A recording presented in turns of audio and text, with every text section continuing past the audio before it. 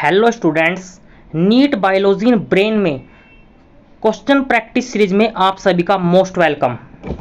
और आज हम बात करने जा रहे हैं स्ट्रक्चर ऑर्गेनाइजेशन इन एनिमल्स के एपिथेलियल टिश्यू के बारे में।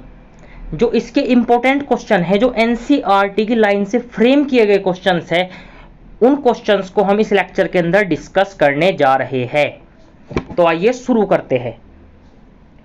क्वेश्चन नंबर 1 हमारी स्क्रीन पर ये कह रहा है, in all complex animal consist of, मतलब जो कॉम्प्लेक्स एनिमल्स होते हैं सभी, वो कितने प्रकार के टिश्यू से मिलकर बने हुए होते हैं। तो कितने प्रकार के टिश्यू से मिलकर बनते हैं बच्चों? ये होते हैं 4 टाइप के टिश्यू से मिलकर बनते हैं। और इन 4 टाइप टिश्यू के अंदर क्या आता है? पहला आता है एपिथेलियल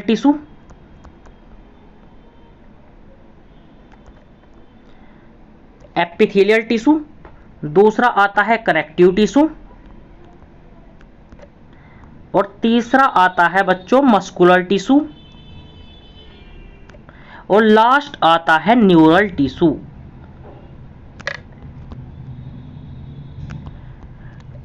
तो इसका आंसर क्या हो गया? कितने प्रकार के टिश्यू से मिलकर बनते हैं? आंसर हो गया डायरेक्ट हमारा 4। ऑप्शन के अंदर 1, 2, 3 दिया हुआ है। All options are discard and option number 4 is correct answer. अब हम अगले क्वेश्चन के बारे में बात करते हैं। ये क्वेश्चन क्या कह रहा है, ये इसके बारे में बात करते हैं। एक group of similar cell along with intercellular substance perform a specific function. तो ये कह रहा है हमारे पास बहुत सारी सिमिलर सेल्स है। हमारे पास क्या है? बहुत सारी सिमिलर सेल्स। ये क्या है बच्चों? Similar sales. और इनके बीच में हमें इंटरसेलुलर सबस्टेंस देखने को मिल रहा है।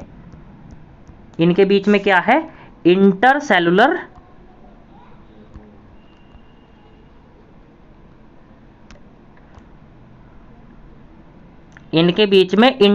सबस्टेंस या मैट्रिक्स देखने को मिलता है।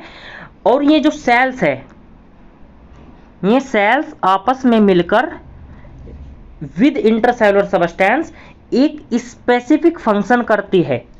डिफरेंट सेल मिलकर अपना स्पेसिफिक फंक्शन करती है। तो इस फिनोमिना को बोलते हैं हम टिश्यू। जो बनता है इसे बोलते हैं हम टिश्यू। टिश्यू से मिलकर बनता है हमारा ऑर्गन से बनता है ऑर्गन सिस्टम, और सेल से मिलकर बनता है हमारा टिश्यू। तो option number A is the correct answer. Tissue is the right answer. अब अगला question, the tissue which has a free surface which faces either a body fluid और outside environment and have little intercellular substance. ये कह रहा है कि जो हमारा टिश्यू है बच्चों, ये हमारा जो ऐसे कोई टिश्यू दिया है हमें, इसका जो एक सरफेस है, इसका एक सरफेस है वो फ्री है, और दूसरा जो इसका सरफेस है वो कोई यहां पर हमारा बॉडी फ्लूइड भरा हुआ है, जैसे हमारा ब्लड हो गया, लिम्फ हो गया, एक साइड से उसके कांटेक्ट में होता है, और जो उसका दूसरा सरफेस होता है वो फ्री होता है। तो ऐसा हमें कहां देखने को मिलता है? ऐसा देखने को मिलता है हमें एपिथेलियल टिश्यू के अंदर। और इसकी एपिथेलियल टिश्यू की एक खास बात हो रही है कि जो इसकी सेल्स होती है, इनकी जो सेल्स होती है, इनके बीच में जो इंटरसेलुलर सबस्टेंस होता है, वो नेग्लिजिबल होता है, मतलब ना के बराबर होता है। तो option B is the right answer. Connective tissue no, muscular no, nervous no. तो option number B is the correct. एक लाइन होल्ड लिखी गई है कि आउटसाइड एनवायरनमेंट से मतलब है कि जो हमारी स्किन होती है वो मल्टीपल लेयर से मिलकर बनी होती है, और वो जो उसकी बाहरी लेयर होती है वो एनवायरनमेंट से क्या करती है? वो एनवायरनमेंट से इंटरेक्ट करती है। तो option B is correct, no. अब क्वेश्चन नंबर 4 के बारे में हम बात करते हैं। The tissue which has the power of division and regeneration throughout the life. ये कह रहा है किसके अंदर पावर ऑफ डिवीजन और रीजनरेशन पावर, अपने आप को रीजनरेट करने की क्षमता जो पूरी लाइफ है, और जो अपने आप को डिवाइड करने की क्षमता है, मतलब 1 से 2, 2 से 4, अपने आप को ऐसे डिवाइड करने की जो रीजनरेशन पावर है, वो सबसे ज़्यादा किसके अंदर देखने को मिलती है। तो जो हाई रीजनरेशन पावर और पावर ऑफ डिवीजन है वो हमें एपिथेलियल टिश्यू के अंदर देखने को मिलती है, नर्वस टिश्यू के अंदर नहीं होती। एक स्पेसिफिक एज तक हमें यहां पर देखने को मिलती है। कनेक्टिव टिश्यू के अंदर भी कंप्लीट लाइफ नहीं होती। कंप्लीट लाइफ में क्या आता है, वो आता है हमारा एपिथेलियल टिश्यू। तो option number B is the right answer. Next question number 5, ये कह रहा है simple epithelial cell is composed of. जो सिंपल एपिथेलियल सेल है वो कितनी सेल से मिलकर बनी हुई होती है, उसकी मतलब थिकनेस कैसी होती है उसकी। तो बात हो रही है सिंपल एपिथेलियल सेल। जो सिंपल एपिथेलियल सेल है वो सिंगल सेल से मिलकर बनी हुई होती है, सिंगल सेल, बट इसके जो शेप एंड टेक्सचर हो सकता है वो अलग अलग हो सकता है। सिंपल एपिथेलियम हमारी कैसी हो सकती है, स्क्वेमस हो सकती है। स्क्वेमस बोले तो फ्लैट सेल्स, फ्लैट सेल्स हो सकती है। दूसरा हमारा क्यूबोइडियल हो सकती है। ये क्यूबोइडियल का मीन्स क्यूब लाइक सेल हो सकती है। और क्या हो सकती है ये हो सकती है कोलुमनार। कोलुमनार मीन्स ये टॉल हो सकती है, टॉल एंड स्लेंडर शेप हो सकती है। कैसी हो सकती है, टॉल एंड सिलेंडर शेप हो सकती है। और इनके बेसिस पर हमें न्यूक्लियाई देखने को मिलते हैं। इनके जो बेस होता है इस बेस पर हमें न्यूक्लियाई देखने को मिलते हैं, पर बनती एक सेल से ही है। ये सिंपल एपिथेलियल सेल का ही मॉडिफिकेशन है। तो हमारा आंसर क्या हो जाएगा, 1 cell with thick layer, 2 cell thick layer no. 2 और 3 सेल्स जब आपस में मिल जाती है तो ये क्या बना लेती है, 2 और मोर सेल्स जब आपस में मिल जाती है तो ये बना लेती है बच्चों कंपाउंड एपिथेलियम सेल्स। कैसे बना लेती है, कंपाउंड एपिथेलियम, कंपाउंड एपिथेलियम। तो हमारा आंसर हो गया 1 cells thick layer. Next question, the cells of epithelial tissue. जो एपिथेलियल टिश्यू की जो सेल्स होती है वो कैसे पैक होती है और उनके बीच में इंटरसेलुलर मैट्रिक्स किस तरीके का होता है। तो आइए इस बारे में बात करते हैं। जो हमारी एपिथेलियल सेल्स होती है, जो एपिथेलियल सेल्स होती है वो बच्चों ऐसे कॉम्पैक्टली पैक होती है। ऐसे क्या होती है वो, कॉम्पैक्टली पैक।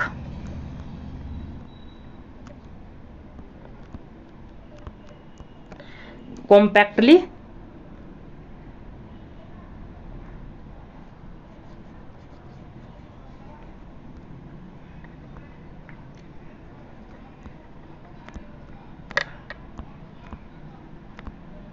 ऐसे बच्चों कॉम्पैक्टली पैक होती है।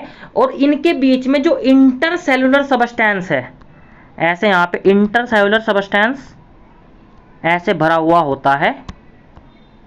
जो इनके बीच में जो इंटरसेलुलर सबस्टेंस होता है वो लिटिल अमाउंट में होता है। कैसा होता है बच्चों, लिटिल अमाउंट में होता है। तो आंसर हो गया हमारा compactly pack and with little intercellular matrix. अगला question, Which of the following is not a characteristic feature of squamous epithelium।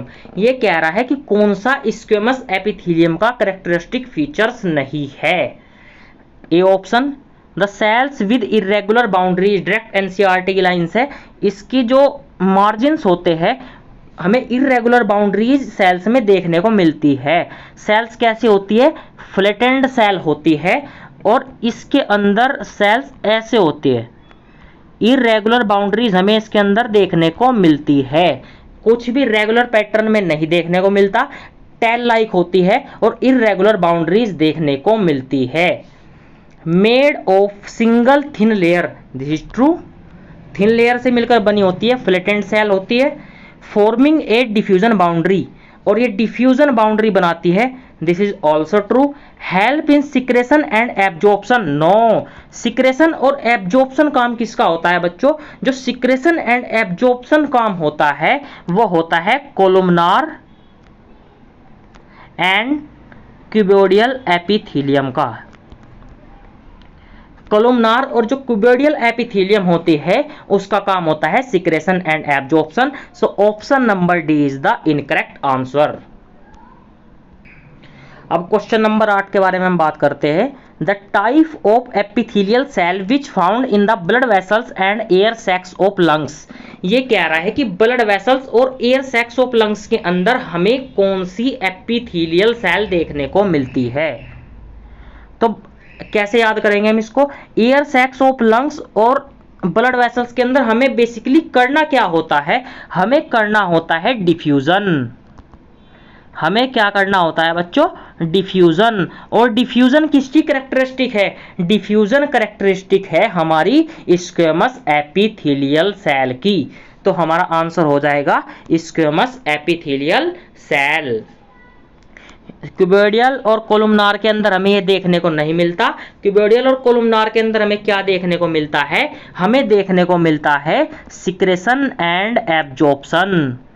क्या देखने को मिलता है? Secretion and absorption. तो ये दोनों ऑप्शन हमारे क्या हो गए? गलत हो गए।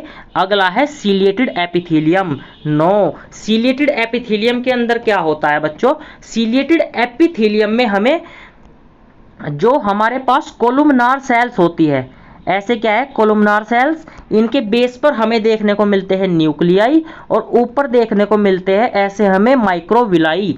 ये माइक्रोविलाई एक किसी म्यूकस या पार्टिकल को स्पेसिफिक डायरेक्शन में फ्लो कराते हैं। क्या करते हैं? स्पेसिफिक डायरेक्शन में फ्लो कराते हैं। तो सीलिएटेड एपिथेलियम भी हमारा क्या हो गया? गलत हो गया। तो squamous epithelium is the right answer. अगला question, question number 9, the air sacs of lungs and walls of blood vessels composed of, same question है। The air sacs of lungs और वॉल ऑफ ब्लड वेसल्स के अंदर हमें कौन सी epithelium देखने को मिलती है? थोड़ा सा बस ट्विस्ट कर दिया इन्होंने, इसने डाल दिया सिंपल स्क्वेमस। तो आपको पता होगा कि जो सिंपल एपिथेलियम है, जो सिंपल एपिथेलियम है, जो सिंपल एपिथेलियम है उसे हमने क्या किया था? 3 पार्ट में डिवाइड किया था। 3 पार्ट कौन कौन से थे में? पहला था हमारा सिंपल स्क्वेमस, दूसरा था सिंपल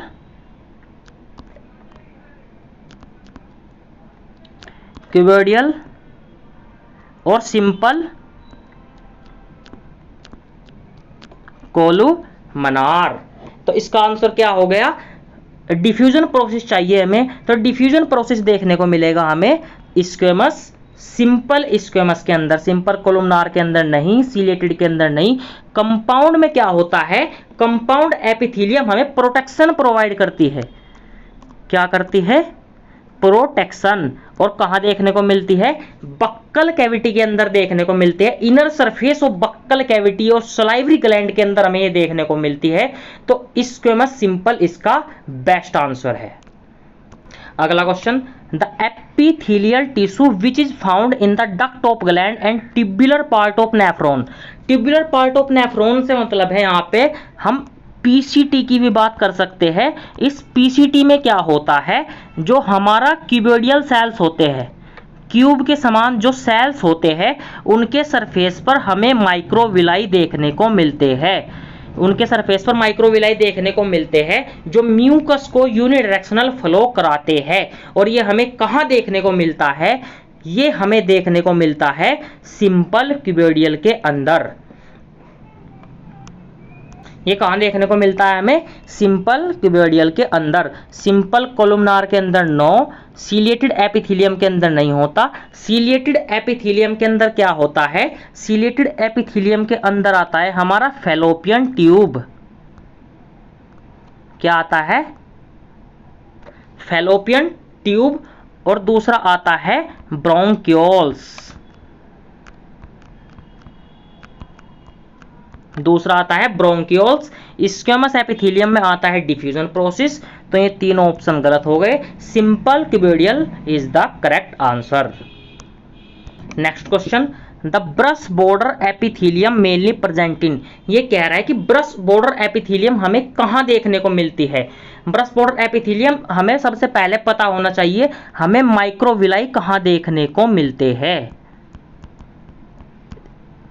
माइक्रोविलाई देखने को मिलते हैं हमें। माइक्रोविलाई हमें क्यूबोइडियल के अंदर देखने को मिलते हैं। और कहाँ देखने को मिलते हैं हमें? ये देखने को मिलते हैं हमें कोलुमनार। कोलुमनार सेल के अंदर भी हमें देखने को मिलते हैं। और जो क्यूबोइडियल सेल्स होते हैं, जो क्यूबोइडियल सेल्स होते हैं ऐसे, इनके सरफेस पर हमें माइक्रोविलाई देखने को मिलते हैं। इनके सरफेस पे क्या है? माइक्रोविलाई। और एनसीईआरटी में जो हमें इसका एग्जाम्पल गिवन है वो है पीसीटी, प्रॉक्सिमल कॉन्वोल्यूटेड ट्यूब्यूल्स।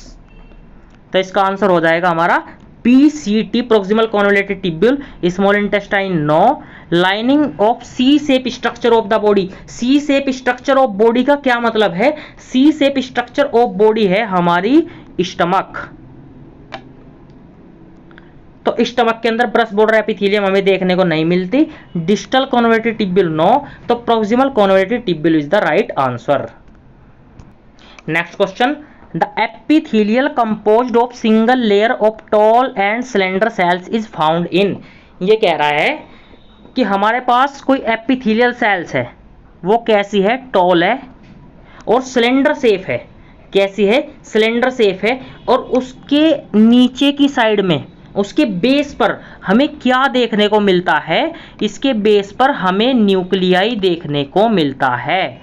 और इसके अपर सरफेस जो इसका फ्री है, उस सरफेस पर हमें क्या देखने को मिलते हैं? उस सरफेस पर हमें माइक्रोविलाई देखने को मिलते हैं। और ये माइक्रोविलाई क्या करते हैं? ऐसे किसी पार्टिकल को फ्लो कराते हैं। तो ऐसा हमें कहाँ देखने को मिलता है? हमें ये देखने को मिलता है सिंपल कोलुमनार के अंदर। Next question, the type of epithelial tissue which line the inner surface of fallopian tubes and bronchioles. तो ये कह रहा है कि inner surface of fallopian tube और ब्रोंकियोल्स कहाँ देखने को मिलता है? ये देखने को मिलता है हमें सीलिएटेड एपिथेलियम के अंदर। सीलिएटेड एपिथेलियम के अंदर क्यों देखने को मिलता है? क्योंकि सबसे पहले हमें पता होना चाहिए सीलिएटेड एपिथेलियम क्या है। सीलिएटेड एपिथेलियम है हमारा, अगर हमारे पास कोई क्यूब लाइक सेल्स है, क्या है? क्यूब लाइक सेल्स है, उसके ऊपर हमें माइक्रोविलाई देखने को मिल रहे हैं। और ये क्या है? कोलुमनार सेल्स है, बेस में न्यूक्लियाई और ऊपर हमें माइक्रोविलाई देखने को मिल रहे हैं। अगर हमें क्यूबोइडियल सेल्स या कोलुमनार सेल्स के ऊपर जो इसका फ्री सरफेस है, उसके ऊपर हमें माइक्रोविलाई देखने को मिलते हैं। अगर उसके ऊपर हमें माइक्रोविलाई देखने को मिलते हैं तो इसे बोलते हैं हम सीलिएटेड एपिथेलियम। क्या बोलते हैं? क्यूबोइडियल या कोलुमनार के ऊपर अगर हमें माइक्रोविलाई देखने को मिलते हैं तो इसे बोलते हैं हम सीलिएटेड एपिथेलियम। और इनका काम है स्पेसिफिक डायरेक्शन में किसी पार्टिकल को फ्लो कराना। तो आंसर हो जाएगा हमारा ciliated epithelium. Squamous no work as diffusion, columnar and cuboidal का मॉडिफिकेशन ही होता है सीलिएटेड एपिथेलियम। और इसके जो एग्जाम्पल्स है वो है हमारे फैलोपियन ट्यूब और ब्रोंकियोल्स। अगला question, the lining of stomach and intestine has which type of epithelium. तो ये कह रहा है कि स्टमक और इंटेस्टाइन की जो लाइनिंग होती है वहां पर हमें किस प्रकार की एपिथीलियम देखने को मिलती है। तो हमें वहां किस प्रकार की एपिथीलियम देखने को मिलती है, वो होती है बच्चों कोलुमनार। कोलुमनार के अंदर तो हो गई हमारी lining of stomach and intestine, और क्यूबोइडियल के अंदर हमारा क्या होता है, क्यूबोइडियल के अंदर जो हमारा होता है वो होता है टिब्युलर पार्ट ऑफ नेफ्रॉन। क्या होता है, टिब्युलर पार्ट ऑफ नेफ्रॉन देखने को मिलता है। सीलिएटेड के अंदर क्या होता है, सीलिएटेड के अंदर हमारा आता है फैलोपियन ट्यूब। क्या आता है, फैलोपियन ट्यूब। एक क्या आता है इसके अंदर, ब्रोंक्यूल्स। क्या आता है, इनर सरफेस आता है ब्रोंक्यूल्स का। तो ये ऑप्शन भी हमारा गलत हो गया। स्क्वैमस क्या होता है, ये डिफ्यूजन करता है, डक्ट ग्लैंड्स के अंदर हमें देखने को मिलता है। तो columnar is the right answer. Next question, हम पीछे भी इसको डिस्कस कर चुके हैं। The ciliated epithelium function is, ये कह रहा है कि जो सीलिएटेड एपिथेलियम होती है उसका फंक्शन क्या है। सीलिएटेड एपिथेलियम का फंक्शन मैं कई बार डिस्कस कर चुका हूं। The movement of mucus in specific direction, ये इसका फंक्शन होता है, मतलब यूनिडायरेक्शनल फ्लो को ये डिनोट करता है। प्रोवाइड प्रोटेक्शन, नो, प्रोटेक्शन कौन प्रोवाइड करता है, प्रोटेक्शन प्रोवाइड करता है कंपाउंड एपिथेलियम। कौन करता है, कंपाउंड एपिथेलियम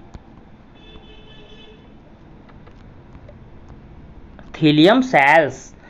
और अगला है attach bone to bone, no, इसका तो इसमें कोई मतलब नहीं, कनेक्टिव टिश्यू है ये। तो बोन टू बोन को कौन जोड़ता है, जो बोन टू बोन है इसे जोड़ता है हमारा लिगामेंट। इसे कौन जोड़ता है, लिगामेंट। और स्केलेटल मसल को बोन से कौन जोड़ता है, स्केलेटल मसल को बोन से जोड़ता है हमारा टेंडन। तो हमारा आंसर हो गया movement of mucus in specific direction. Choose the incorrectly match pair. बच्चों इसे इनकरेक्ट की जगह से करेक्ट कर लो, यो टाइपिंग एरर है। नीट 2014 का ये क्वेश्चन है। ये कह रहा है कौन सा करेक्टली मैच है। Inner lining of salivary gland, ciliated, no. Inner lining of salivary gland हमें कहाँ देखने को मिलती है, ये हमें देखने को मिलती है कंपाउंड एपिथेलियम के अंदर। The moist surface of buccal cavity, glandular epithelium, no. कहाँ देखने को मिलती है हमें, ये भी हमें देखने को मिलती है कंपाउंड एपिथेलियम के अंदर। कहाँ देखने को मिलती है, कंपाउंड एपिथेलियम के अंदर। इनर सरफेस ऑफ ब्रोंक्यूल्स के अंदर squamous, no. Inner surface of bronchioles के अंदर हमें क्या देखने को मिलता है, इनर सरफेस ऑफ ब्रोंक्यूल्स के अंदर हमें देखने को मिलता है सीलिएटेड। तो ये ऑप्शन भी हमारा गलत हो गया। और option number D last option है tubular part of nephron. Tubular part of nephron PCT के अंदर माइक्रोविलाई भी देखने को मिलते हैं, और यहां पर हमें देखने को मिलता है cuboidal epithelium. Next question, the ciliated columnar epithelium cells in humans are known to occurs in. ये कह रहा है कि जो सीलिएटेड कोलुमनार एपिथेलियल सेल्स है वो कहाँ देखने को मिलती है। ये नीट 2011 का क्वेश्चन है। ये कहाँ देखने को मिलती है, ये देखने को मिलती है यूनिडायरेक्शनल फ्लो ऑफ म्यूकस। कहाँ देखने को मिलता है, वो देखने को मिलता है फैलोपियन ट्यूब्स एंड ब्रोंक्यूल्स के अंदर। तो option number D is the right answer. Bile duct and oesophagus के अंदर नो, यूरेथ्रा के अंदर नहीं होता, यूस्टेचियन ट्यूब के अंदर नहीं। तो option number D is the right answer. अगला question, the lining of blood vessels belong to the category. ये कह रहा है कि जो ब्लड वेसल्स होती है हमारी, उस ब्लड वेसल्स के अंदर, जैसे ये कोई हमारी क्या है, ब्लड वेसल्स है, इसके अंदर ये ब्लड फ्लो कर रहा है। तो इसके यहाँ पर हमें क्या देखने को मिलती है, हमें देखने को मिलती है एपिथेलियल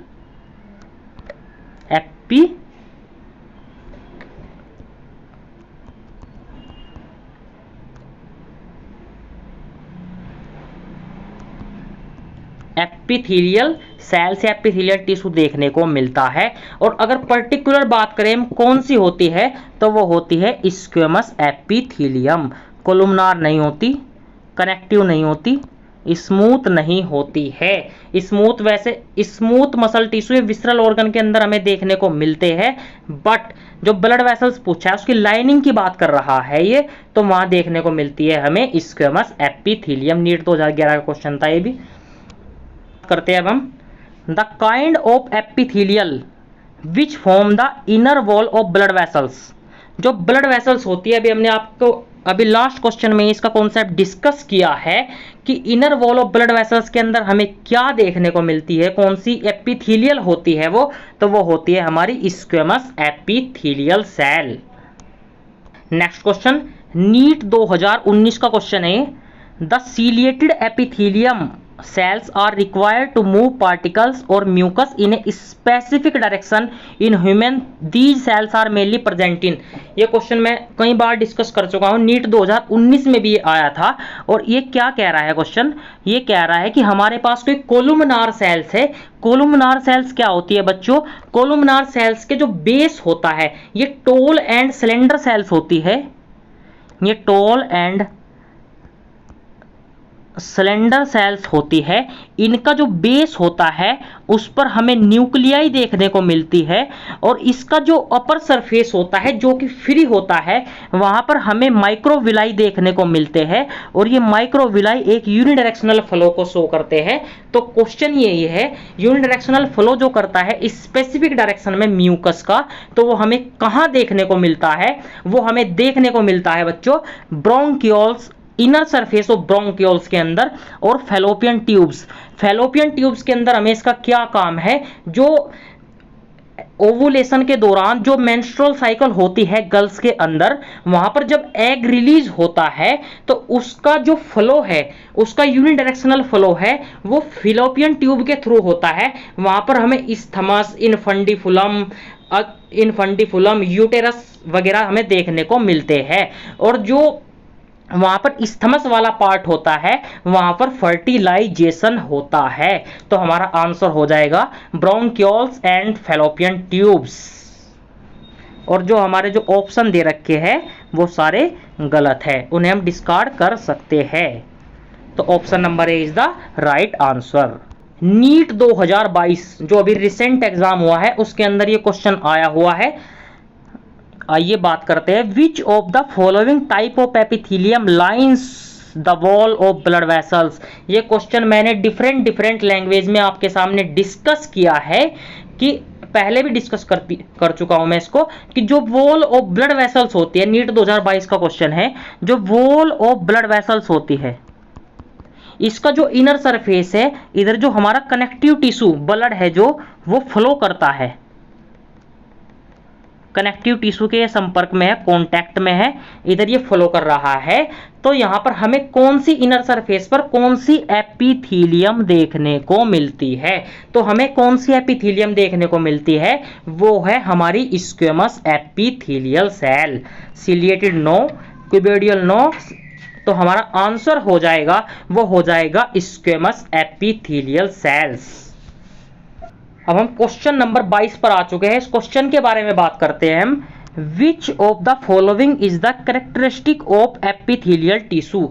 ये कह रहा है कि कौन सा एपिथेलियल टिश्यू की कैरेक्टरिस्टिक है, मतलब इसमें 3 स्टेटमेंट जो है हमारे हमें फॉल्स गिवन है और एक स्टेटमेंट हमारा ट्रू गिवन है, तो हमें वो सेलेक्ट करना है। इसमें अब हम बात करते हैं, ये कह रहा है they have large intercellular substance. No, इसके बीच में हमें कैसा देखने को मिलता है बच्चों, लिटिल इंटरसेल्युलर सबस्टेंस हमें इसके अंदर देखने को मिलता है।